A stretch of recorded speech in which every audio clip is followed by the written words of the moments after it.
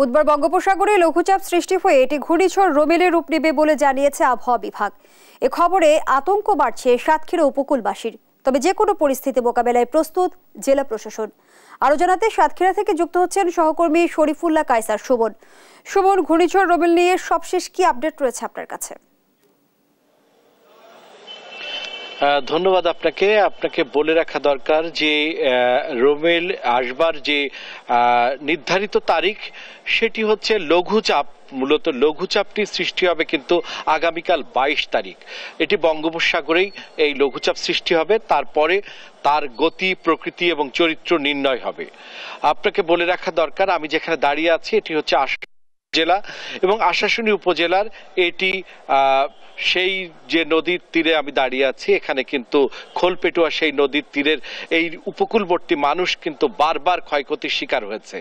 আজকে এখানে কিন্তু উপজেলা নির্বাচন হচ্ছে, নির্বাচন যেখানে মানুষের কৌতূহল, মানুষের মধ্যে একটা অন্যরকম অনুভূতি, তার জয় পরাজয় নিয়ে তার যে আগ্রহের জায়গা থাকার কথা, সেখানে কিন্তু এখন তাদের রোমেল নিয়ে তাদের মধ্যে একটা অন্য আতঙ্ক বিরাজ করছে।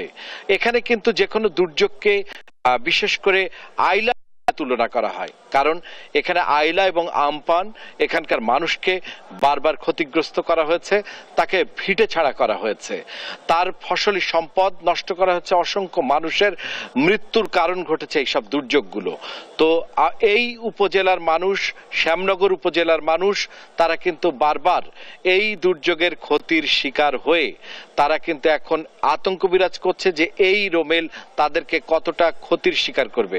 দুর্ভাগ্যজনক হলেও সত্য, এখানকার বলাবাড়িয়া, দয়ারঘাট এবং অনেক জায়গা রয়েছে যে জায়গাগুলোতে এখনো পর্যন্ত প্রয়োজনীয় সাইক্লোন শেল্টার পর্যন্ত নির্মাণ হয়নি। যা এখানে বেড়িবাঁধ ভেঙে এখানে যদি প্লাবিত হয়, এখানকার শিশু, এখানকার বয়োবৃদ্ধ মানুষরা কোথায় যাবে, কোথায় আশ্রয় নেবে, সে জায়গা কিন্তু এখনো নিশ্চিত হয়নি। আর কিন্তু আজকে আমরা জেলা প্রশাসনের সাথে নির্বাচন পরবর্তী সময়েও আমরা আলাদা করে আবার এই বিষয়ে কথা বলেছি। জেলা প্রশাসন 23 তারিখে দ্রুত কিন্তু তারা কিন্তু যে এই দুর্যোগ প্রস্তুতি সভা আহ্বান করেছে এবং প্রত্যেক দপ্তরকে কিন্তু তারা কিন্তু স্ব প্রতিষ্ঠানে থাকার ব্যাপারে নির্দেশনা দিয়েছেন।